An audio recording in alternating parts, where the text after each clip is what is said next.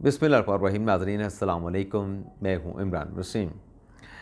नाज़रीन, दो मुख्तसर लेकिन अहम ख़बरों से अपने प्रोग्राम का आगाज़ करेंगे और इसके बाद हमारे व्लॉग के जो दीगर अहम ख़बरें हैं, जिनकी हेडलाइन, जिनके टाइटल थंबनेल पे आप नाज़रीन ने पढ़े हैं, फिर उन बड़ी ख़बरों की तफसीलात आपकी खिदमत में पेश करेंगे। लेकिन प्रोग्राम का आगाज़ करने से पहले आप देखने वाले दोस्तों, बहनों, बुज़ुर्गों और भाइयों से ये दरख्वास्त करेंगे कि चैनल को सब्सक्राइब कर लें, बेल आइकॉन का बटन प्रेस करें और वीडियो अगर पसंद आती है तो आपने ख़ुद भी लाइक करना है और अपने ढेर सारे दोस्तों के साथ हमारे इस व्लॉग को आपने शेयर भी करना है और उनसे भी वीडियो को लाइक करने का भी कहना है। तो पहली ख़बर नाज़रीन, आज पंजाब असम्बली के जो मुंतखब अरकान थे, उन्होंने आज सूबाई असम्बली में जाके अपने मनसब का, अपने मेंबर पंजाब असम्बली बनने का हल्फ उठा लिया और इस डेवलपमेंट के बाद, यानी हल्फ बर्दारी की इस तकरीब के बाद, कल पंजाब असम्बली में स्पीकर और डिप्टी स्पीकर का इलेक्शन होने जा रहा है। नून लीग की तरफ से मलिक अहमद ख़ान ने स्पीकर पंजाब असम्बली के जो नॉमिनेशन पेपर हैं वो जमा करवाए हैं, जबकि सुन्नी इत्तेहाद कौंसिल की तरफ से अहमद ख़ान भच्चर की तरफ से स्पीकर पंजाब असम्बली के नॉमिनेशन पेपर जमा करवाए गए हैं। इसके अलावा नाज़रीन, पंजाब असम्बली की हल्फ बर्दारी की तकरीब हो गई तो कौमी असम्बली का इजलास तलब करने की नाज़रीन समरी जो है वो वजारत पार्लिमानी अमूर ने वज़ीर आज़म, निगरान वज़ीर आज़म अनवारुल हक काकड़ साहब को ये समरी भिजवाई है, जिसमें 26 से 29 फरवरी की तारीखें प्रपोज़ की गई हैं कि इन तारीख़ों में आप कौमी असम्बली का इजलास तलब करें ताकि जो मेंबरान कौमी असम्बली हैं जो 8 फरवरी के इलेक्शन में मुंतखब हुए हैं वो आएँ, इजलास में शरीक हों और अपनी ज़िम्मेदारियों का हल्फ उठाएँ। तो अब वज़ीर आज़म काकड़ साहब जो हैं इस समरी पे हतमी तारीख़ प्रपोज़ करेंगे, 26 की, 27 की, 28 की या 29 की। तो उसके बाद फिर हतमी अप्रूवल के लिए मामला जो है वो सदर मुमलिकत आरिफ अलवी को भिजवा दिया जाएगा और जब सदर साहब अप्रूव करेंगे तो फिर कौमी असम्बली का इजलास भी नाज़रीन बुला लिया जाएगा। लेकिन मोस्ट प्रॉबेबली इम्कान है कि 26 फरवरी को कौमी असम्बली का इजलास जो है वो बुला लिया जाएगा। अब आते हैं नाज़रीन हमारे प्रोग्राम की जो अहम ख़बरें हैं। एक तो नाज़रीन हमारी एक और ख़बर की तस्दीक हो गई है। कल आपके साथ हमने ख़बर शेयर की थी दोपहर को ग़ालिबन 1 बजे 1:30 बजे कि जो कमिश्नर रावलपिंडी हैं उन्होंने अपने जुर्म का एतराफ़ कर लिया है कि मेरे पास कोई सबूत नहीं, मैंने ऐसे खड़े खड़े और बैठे इल्ज़ामात लगा दिए और फिर शाम को उनका 2-3 सफ़ात का जो तहरीरी जवाब था जो उन्होंने इलेक्शन कमीशन में जमा करवाया वो मंजर आम पे आ गया। फिर उसकी डिटेल आपको बताई तो उस 3 सफ़ात के तहरीरी जवाब ने हमारी उस खबर की तस्दीक की कि जो चट्ठा साहब हैं उन्होंने इतराफ़ जुर्म कर लिया है कि उन्होंने झूठ बोला है, उन्होंने गलत बयानी की है। इसके बाद नाज़रीन जो आला सतह की कमेटी थी जिसमें ये जवाब जनाब चट्ठा साहब ने जमा करवाया था, हमने आपको रिपोर्ट किया था कि उस कमेटी ने ये रिकमेंड किया है कि चूँकि चट्ठा के जो इल्ज़ामात हैं वो साबित नहीं हो सके और उन्होंने ख़ुद अपने एतराफ़ी बयान में या तहरीरी जवाब में इस बात का एतराफ़ कर लिया है कि वो एक सियासी जमात के बहकावे में आ गए थे, तो उनके ख़िलाफ़ जो कार्रवाई रिकमेंड की गई है आला सतह की कमेटी की तरफ से वो नाज़रीन ये है कि एक तो इनके ख़िलाफ़ तौहीन अदालत, तौहीन इलेक्शन कमीशन की कार्रवाई हो सकती है और दूसरा नाज़रीन ये कहा गया है कि इनके ख़िलाफ़ फ़ौजदारी कार्रवाई भी की जाए। अब ये रिपोर्ट इलेक्शन कमीशन इसका जायज़ा लेगा और जायज़ा लेने के बाद इस पर इलेक्शन कमीशन ने फ़ैसला करना है। लेकिन ताहाल नाज़रीन ये मामला, इसके ऊपर इलेक्शन कमीशन का कोई हतमी फ़ैसला जो है वो सामने नहीं आ सका, लेकिन जो रिकमेंडेशन है वो उसी तरह की हैं जो खबर हमने आपके साथ शेयर की थी। तो हमारी एक दूसरी खबर की तस्दीक हो गई है। इसके अलावा नाज़रीन एक और ख़बर भी आपके साथ शेयर कर लें। वैसे इस खबर में मैं आज एक अपने साफ़ी भाई का व्लॉग सुन रहा था जिसमें वो कह रहे थे कि ये देखें जो चट्ठा साहब का स्टेटमेंट है, ये चट्ठा साहब का स्टेटमेंट जो है वो दबाव के तहत लिया गया है और चट्ठा साहब का जो स्टेटमेंट है उन्हें फेयर ट्रायल का हक़ नहीं दिया जा रहा। वो कहाँ पे थे, कहाँ पे नहीं थे। अगर नाज़रीन हर इंसान अपने सोच के मुताबिक सोच रहा होता है, यार इंसान का सोचने का अपना एक तरीका होता है, तो मैं ये कहता हूँ कि अगर चट्ठा साहब ये स्टेटमेंट देने के बाद अगर इदारों ने उनको अपनी तहवील में ले लिया था तो मैं कहता बहुत अच्छा किया, और अगर ना लेते, चट्ठा साहब जाते हुए रास्ते में किसी जगह पे नामालूम अफराद उनके साथ कुछ ऐसा वैसा कर देते, उन पर अटैक कर देते, यानी उनकी ज़िंदगी का खुदा न खास्ता ख़ात्मा कर देते तो फिर क्या होता? फिर मुल्क में क्या होना था? फिर तो वो जो इल्ज़ामात लगा के गए थे जनाब चट्टा साहब, उसके बाद ये वारदात हो जाती तो फिर तो लोगों ने कहना था ना कि देखें जनाब, इल्ज़ामात जब लगे तो कत्ल करवा दिया नामूमूल अफराद ने। हालांकि इस मौके से कोई दूसरा फ़ायदा उठा सकता था। अगर इदारों ने जो किया वो अच्छा किया, अगर उन्होंने तहवील में लिया तो अच्छा लिया, लेकिन अगर इस तरह की कोई चीज़ निकल आती तो कौन जिम्मेदार होता? मतलब हम इस बारे में तो सोचते नहीं। और फिर फेयर ट्रायल की बात करें कि फेयर ट्रायल का हक नहीं मिला जनाब चट्टा साहब को। अभी तो ट्रायल शुरू नहीं हुआ, अभी तो इंक्वायरी हो रही है। इंक्वायरी में उससे जवाब मांगा गया और चट्टा साहब ने अपना जवाब जो है वो अदालत में जमा करवाया है। और फिर उसमें हवाला दिया गया आज़म खान के स्टेटमेंट का कि आज़म खान भी गायब हो गए थे, जब सामने आए तो उन्होंने उनका एक तहरीरी जवाब सामने आ गया। भाई आज़म खान जब साइफर केस में जज साहब के सामने खसूसी अदालत में पेश हुआ था तब पे उस पर कोई दबाव नहीं था। वो जज साहब से कह देता कि मैंने गलत बयान दिया है, तो फिर जज साहब पूछते तो तुम्हारा तो सेक्शन 164 का बयान है, तो कैसे गलत हो गया? फिर इस पर जिरा होती। तो पता नहीं न जाने कैसे। अच्छा, माजी में आप उनके व्लॉग्स निकाल के देखें, वो कुछ और कह रहे थे कि खान साहब ने साइफर लहरा दिया, खान साहब ने मुल्क की सिक्योरिटी को दाव पे डाल दिया।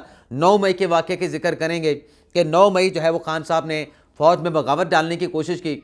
आज कहते हैं नहीं, आज जो नैरेटिव है वो 180 डिग्री के ऊपर चेंज हुआ है। लेकिन बहरहाल नाज़रीन, ये बहरहाल चट्टा साहब का जिक्र हुआ तो मैंने कहा चलें ये भी आपके साथ हम शेयर कर लें कि किस तरीके से जो है वो चीज़ें सोशल मीडिया पे चलाई और फैलाई जा रही हैं।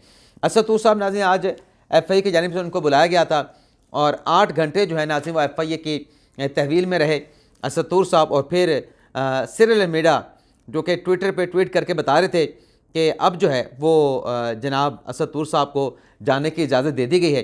तो वो ये कहते हैं अपने सिरिल अल्मेडा साहब और कुछ सहाफ़ियों ने जो रिपोर्ट किया है उसमें यह बताया गया कि असद तूर अपने साथ अपने वकील ईमान मज़ारी के साथ वहाँ पे गए थे और वहाँ पे उन्हें बिठाया गया और इनकी तरफ से कहा गया 3 अफसरान थे FIA के जिन्होंने बाद में आखिरी 1 घंटे में असद तूर साहब को इन्वेस्टिगेट किया। अच्छा, उस पर भी सवालात उठाए गए कि एक तफ्तीशी तो FIA का हो सकता है, तो बाकी 2 तफ्तीशी उनका किन एजेंसी या इदारों से ताल्लुक़ था, एक से ज़्यादा तफ्तीशी क्यों थे, ये भी सवाल उठाया गया। लेकिन बहरहाल जब असद तूर साहब अपनी लीगल टीम के साथ वहाँ पर पहुँचे तो एक तो कहा गया कि हमें यह बताया जाए कि इल्ज़ाम क्या है, किस इल्ज़ाम के जवाब में जो है वो हमें बुलाया गया है। और फिर ये कहा गया कि हमें आप सवालनामा दे दें, क्वेश्चनर दे दें और साथ में कंप्लेंट दे दें, शिकायत बता दें, हम इसके ऊपर अपना जवाब दे देंगे। लेकिन FIA की तरफ से उनको बिठा के रखा गया और कहा गया कि नहीं, जो आपकी लीगल टीम है वो बाहर चली जाए, हम असद तूर साहब को अकेले में इन्वेस्टिगेट करेंगे, क्योंकि ये तफ्तीश करनी है, इंक्वायरी करनी है। इसमें वकील का ऐसा कोई काम नहीं है कि वो साथ बैठ के असिस्ट कर रहा हो। हमारे सवाल हैं, इन सवालों का इन्होंने जवाब देना है, वो हमने अपनी इंक्वायरी रिपोर्ट में लगा देने हैं, तो वकील की ज़रूरत नहीं।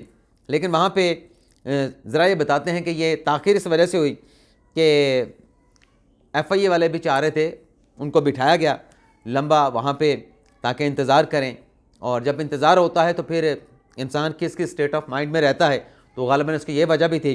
लेकिन बहरहाल आखिरी जो घंटा था, 1.5 घंटा, उसमें जो असद तूर साहब हैं उनको इन्वेस्टिगेट किया गया। अब इसमें क्या सवालात पूछे गए और उन सवालों पर जो FIA की टीम है या जो तफ्तीशी थे उन्हें असद तूर साहब किस हद तक मुतमिन करके आए हैं, ये असद तूर साहब अपने व्लॉग में खुद ही बताएंगे। तो देखते हैं क्या कहानी है। लेकिन बहरहाल जो हमें ज़राए से पता चला या जो कुछ रिपोर्ट हुआ है वो आपकी खिदमत में पेश कर दिया है। असद तूर साहब अपना व्लॉग करेंगे, लेकिन असद तूर साहब को जाने दिया है, गिरफ़्तारी उनकी नहीं हुई, डिटेंशन उनकी ख़त्म हो गई है। दूसरी तरफ जो इमरान रियाज़ ख़ान है, उनका आप नाज़रीन को प्रीवियस व्लॉग में बता चुके हैं कि उनका जुडिशल रिमांड अदालत ने जो है वो ग्रांट कर दिया है। इसके अलावा नाज़रीन, इलेक्शन कमीशन से जुड़ी एक और ख़बर है जिसका ताल्लुक़ पाकिस्तान तहरीक-ए-इंसाफ़ से है, और ख़बर नाज़रीन ये है जिसका मैंने थंबनेल पे जिक्र भी किया कि पाकिस्तान तहरीक-ए-इंसाफ़ की नज़रें घड़ी पे टिकें। मामला नाज़रीन ये है कि सुन्नी इत्तेहाद कौंसिल में पाकिस्तान तहरीक-ए-इंसाफ़ के तमाम आज़ाद अरकान ने शमूलियत इख्तियार कर ली। मासवाए 1-2 के बैरिस्टर गौर साहब हैं, उसमें उमर अयूब साहब हैं, अली अमीन गंडापुर साहब हैं और एक अज़हर ख़ान साहब हैं। वजह उसकी ये है कि उन्होंने पार्टी का इंट्रा पार्टी इलेक्शन लड़ना है, लेकिन ये जो शमूलियत हुई इस वजह से कि पार्टी को मखसूस नशिस्तें मिल सकें। अब आज जुडिशल कमीशन का इस मामले पर इजलास हुआ, लेकिन किसी नतीजे पे जो इलेक्शन कमीशन का जो इजलास था वो किसी नतीजे के बगैर ख़त्म हो गया और अब ये इजलास 26 फरवरी तक मुलतवी किया गया है कि सुन्नी इत्तेहाद कौंसिल को, जिनकी तरफ से पहले कोई मखसूस नशिस्तों की फहरिस्त नहीं जमा करवाई गई थी, क्या इनको मखसूस नशिस्तें मिल सकती हैं, ग्रांट की जा सकती हैं। तो इस पर अब 26 फरवरी को इजलास होगा इलेक्शन कमीशन का और इसमें हतमी तौर पर फैसला किया जाएगा। यानी आज जुमे का दिन है, तो अगले जो आप कितने कैसे 60 से जो 72 घंटे हैं या 72 से जो 84 घंटे हैं, इन घंटों के दौरान पाकिस्तान तहरीक इंसाफ की नज़रें जो है वो घड़ी के ऊपर टिकी रहेंगी, टिकी बनी रहेंगी। तो देखते हैं क्या होता है। लेकिन बहरहाल जो आज मैंने दोपहर के वीलॉग में बताया कि नून लीग ने एप्लीकेशन दायर की है इलेक्शन कमीशन में मखसूस नशिस्तों के हवाले से सुन्नी इत्तेहाद कौंसिल की, तो वो जमात की तरफ से नहीं, नून लीग की एक खातून रहनुमा की तरफ से वो पटिशन दायर की गई है। तो ये क्लैरिफिकेशन भी कर दें। अब आ जाते हैं इमरान खान साहब के हवाले से जो खबर हैं। एक तो वो खबर कि इमरान खान साहब ने फैसला किया, उसकी अंदरूनी कहानी बाहर आ गई। लेकिन उसके अलावा नाज़रीन, खान साहब ने एक और भी फैसला किया। खान साहब ने फैसला किया कि IMF को ख़त लिखेंगे कि पाकिस्तान के साथ मुआहिदा ना करें, पाकिस्तान के साथ डील ना करें। तो इस पर नाज़रीन आज IMF ने इमरान खान साहब को चिट्ठा कोरा जवाब दे दिया है और IMF ये कहती है कि हम तो मुंतज़र हैं इस्तेहकाम के लिए, पाकिस्तान में मुआशी इस्तेहकाम के लिए नई हुकूमत के साथ काम करने के मुंतज़र हैं। यानी IMF ने तो पाकिस्तान के साथ, खान साहब तो लेटर लिख के इस प्रोग्राम को, इन ताल्लुकात को सबोताज करना चाहते हैं, लेकिन IMF ये कह रहा है कि हम हुकूमत की तश्कील के इंतज़ार में हैं और नई हुकूमत के साथ काम करना चाहते हैं। तो खान साहब के पल्ले क्या रहा? लेकिन बहरहाल खान साहब के पल्ले रहा या नहीं रहा, लेकिन इमरान खान साहब से आज अजाला जेल में सहाफ़ियों की मुलाकात हुई तो खान साहब ने कहा कि ये ख़त आज लिख दिया होगा या फिर आज ये ख़त जो है वो लिख दिया जाएगा। लेकिन बैरिस्टर गौर साहब के मुताबिक अभी तक ख़त यह है वो नहीं लिखा गया। लेकिन खान साहब की नाज़रीन आप दलील जाने कि जब सहाफ़ी ने पूछा कि आप ये ख़त क्यों लिखना चाहते हैं, तो खान साहब ने कहा कि इन हालात में अगर पाकिस्तान को कर्ज़ा मिला तो वापस कौन करेगा और इस कर्ज़े से गुर्बत बढ़ेगी। तो सवाल नाज़रीन मेरा ये है कि फ़र्ज़ करें कि खान साहब ये लेटर लिखते हैं और इस लेटर के नतीजे में IMF पाकिस्तान के साथ डील नहीं करता, तो उससे क्या पाकिस्तान में गुर्बत कम होगी। IMF का पैकेज पाकिस्तान को बर वक्त ना मिल सका तो ये होगा कि डॉलर का रेट ऊपर जाएगा। जब डॉलर ऊपर जाएगा तो रुपया डेप्रिशिएट करेगा, रुपए की कदर गिरेगी। जब रुपए की कदर गिरेगी आपको पेट्रोल की कीमत बढ़ाना पड़ेगी, आपको बिजली की कीमत बढ़ाना पड़ेगी। और जब पेट्रोल और डॉलर की कीमत में इजाफा होगा और पैसे की कीमत में कमी होगी तो महंगाई का अलग से तूफ़ान आएगा। तो खान साहब आप कौन सी दुनिया में रह के कह रहे हैं कि कर्ज़ा अगर मिलेगा तो महंगाई बढ़ेगी, कर्ज़ा नहीं मिलेगा तो कई गुना महंगाई बढ़ जाएगी। डिफ़ॉल्ट का पाकिस्तान का ख़तरा जो है वो खदशा जो है वो आ जाएगा कि पाकिस्तान कहीं डिफ़ॉल्ट ना कर जाए। और डिफ़ॉल्ट ना अगर पाकिस्तान कर गया, जो खान साहब कहते हैं हम लेटर लिखेंगे, तो ये ज़हन में रख लें कि पाकिस्तान में जो पेट्रोल है वो 1000 लीटर भी आपको नहीं मिलेगा। 1000 रुपये का भी आपको 1 लीटर पेट्रोल नहीं मिलेगा और रोटी 100 रुपये की एटलीस्ट आपको मिलेगी। तो बाकी की चीज़ों का आप खुद अंदाज़ा कर लें कि महंगाई फिर कहाँ पर जारी होगी जो खान साहब करने जा रहे हैं। यानी पूरे पाकिस्तान के वो 25 करोड़ अवाम, जिसमें वो वोटर भी, वो अवाम भी शामिल हैं जो खान साहब को चाहते हैं, जिन्होंने खान साहब को वोट या सपोर्ट किया है, तो सबका बेड़ा गर्क खान साहब कर देंगे जो लेटर लिखने जा रहे हैं। लेकिन बहरहाल बैरिस्टर गौर साहब ने ये कहा है कि वैसे जो खान साहब ने दूसरी ये बात की कि इन हालात में कर्ज़ा जो मिलेगा वो वापस कौन करेगा। तो खान साहब जो आपने कर्ज़े लिए थे उस वक्त आपने सोचा था कि आपके कर्ज़े कौन वापस करेगा। तो आपके जाने के बाद PDM वालों ने आपके कर्ज़े वापस किए और अब तक निगरान हुकूमतों ने वो कर्ज़े वापस किए। तो कर्ज़ा तो रियासत पाकिस्तान का होता है, किसी शख्स का नहीं होता। तो जब लिया जाता है तो वो आपको देने पड़ते हैं, अपना पेट काट के भी आपको देने पड़ते हैं। इसके अलावा नाज़रीन बैरिस्टर गौर साहब ने बड़ा अच्छा स्टेटमेंट दिया आज। एक तो उन्होंने कहा कि हम असम्बली से इस्तीफ़ा नहीं देंगे, बाइकआउट नहीं करेंगे और जहां हुकूमत को सपोर्ट दरकार हुई सपोर्ट भी करेंगे। और साथ में उन्होंने ये भी कहा कि हम जो लेटर लिखेंगे IMF को, उससे पाकिस्तान को नुकसान नहीं, पाकिस्तान का मफाद होगा। अब ये न जाने कैसा मफाद है जिसकी बात जो है वो अब पाकिस्तान तहरीक इंसाफ अपने लेटर में करेगी कि आप कर्ज़ा भी ना दें और पाकिस्तान का मफाद भी मलूज़ खातर रखें। न जाने एक ऐसा लेटर होगा। लेकिन बहरहाल आज जो इमरान खान साहब के ख़िलाफ़ 190 मिलियन पाउंड का केस था, खान साहब के फैसले वाली बात पे आता हूँ जिसकी अंदरूनी कहानी बाहर आई है। लेकिन 190 मिलियन पाउंड केस में नाज़रीन आज एक मरतबा फिर जो फ़र्ज़ जुर्म की कार्रवाई है वो मौखर हो गई। 27 फरवरी की नई तारीख मुकर्रर की गई, यानी अगले हफ्ते मंगल का दिन। लेकिन इस केस में खान साहब ने कहा कि मेरे दांतों में तकलीफ़ है, मैं डॉक्टर को दिखाना चाहता हूँ। तो जज साहब ने कहा कि जेल के डॉक्टर उनको दिखा लें। तो खान साहब ने कहा यहाँ के डॉक्टर कहीं मेरे दांत ही ना निकाल दें, तो मैं तो स्पेशलिस्ट डॉक्टर को दिखाऊंगा। तो जज साहब ने कहा कि आप अप्लीकेशन दे दें, उस पर फिर जो मुनासिब ऑर्डर वो जारी कर देंगे। तो ये नाज़रीन अडयाला जेल में डेवलपमेंट हुई है, समात हुई है। अब आ जाते हैं जो कल हमने सवाल उठाया कि खान साहब ने एक फ़ैसला किया, ख़ुद तो खान साहब जेल में चले गए, केसेस में कन्विक्ट हो गए, डिसक्वालीफाई होने के बाद पार्टी के चेयरमैनशिप, पार्टी की मतलब सरबराही भी खान साहब के पास ना रही। तो उस पर नाज़रीन ये हुआ कि इंटर पार्टी इलेक्शन में खान साहब ने बैरिस्टर गौहर साहब को आगे कर दिया कि तुम पार्टी चलाओगे, तुम पार्टी के चेयरमैन होंगे अबूरी। तो वो इलेक्शन तो उड़ गया, बढ़ गया, मतलब इलेक्शन कमीशन के फैसले के बाद। अब तहरीक इंसाफ नया इलेक्शन करवाने जा रही है 3 मार्च 2024 को। अब उसमें अबूरी जो चेयरमैन बनाने का फैसला किया बैरिस्टर गौहर साहब को, वो खान साहब ने चेंज कर लिया, उसकी जगह पे बैरिस्टर अली ज़फ़र साहब को नामज़द कर दिया। तो हमने कल सवाल ये उठाया कि क्या वजह है कि बैरिस्टर गौहर साहब को चेंज कर दिया गया और उनकी जगह पे बैरिस्टर जो हैं वो अपने अली ज़फ़र साहब को लाया गया। तो इसकी नाज़िर जो अंदरूनी कहानी बाहर आई है, उसने ये बता दिया है कि पाकिस्तान तहरीक इंसाफ में कुछ अच्छा नहीं चल रहा, और किसी भी वक्त पाकिस्तान तहरीक इंसाफ में जो इख्तलाफात चल रहे हैं वो इख्तलाफात फट सकते हैं। तहरीक इंसाफ उन इख्तलाफात के नतीजे में फट सकती है, या वो इख्तलाफात जैसे आज इख्तलाफात सामने आए कि मरवत साहब से पूछा सहाफ़ियों ने कि क्यों बैरिस्टर गौहर साहब को चेंज कर दिया गया, तो मरवत साहब ने सब कुछ बता दिया। लेकिन क्या जो सब कुछ बताया मरवत साहब ने बिल्कुल सच था या सच से हटके था? तो मरवत साहब ये कहते हैं कि मरवत साहब शरीफ इंसान हैं, अपने बैरिस्टर गौहर साहब बड़े शरीफ इंसान हैं, और इनकी जो कारकर्दगी है वो इत्मीनान बख्श नहीं रही, और इनको हटाने की वजह मरवत साहब ये कहते हैं बैरिस्टर गौहर साहब को इनकी नाहिली और इनकी कारकर्दगी थी। और वो ये कहते हैं मरवत साहब कि बैरिस्टर गौहर साहब को चेयरमैन बनने के बाद जो पार्टी का ऑफिस है उसको मुतहरक रखना चाहिए था, लेकिन अपने बैरिस्टर गौहर साहब जो हैं पार्टी के दफ्तर को या पार्टी को मुतहरक रखने में नाकाम हुए।